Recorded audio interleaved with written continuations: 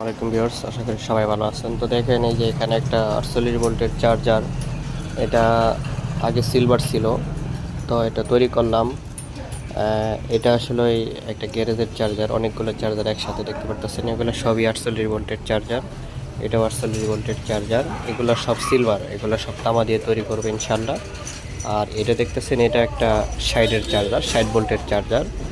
তো এই কোম্পানির আরও কয়েকটা চার্জার আছে, এই গ্যারেজের অনেকগুলো চার্জার, এগুলো সব তামা দিয়ে করা হবে। তো দেখতে পাচ্ছেন এই যে এখানে একটা চার্জার, এটা অবশ্য নতুন কমপ্লিট হয়ে গেছে গা।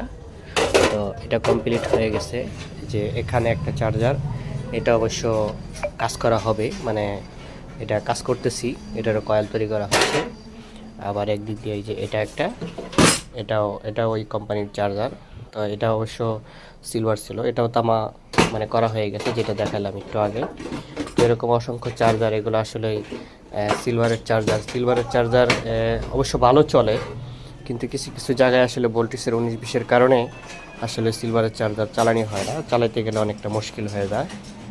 তো ঠিক আছে, যাদের চার্জার লাগবে সিলভার, অ্যালুমিনিয়াম বা তামা, যাদের লাগবে ইনশাল্লাহ যোগাযোগ করবেন। আমরা সারা বাংলাদেশে এই চার্জার পাঠায় থাকি, হ্যাঁ, হোম ডেলিভারিতে পাঠায় থাকি।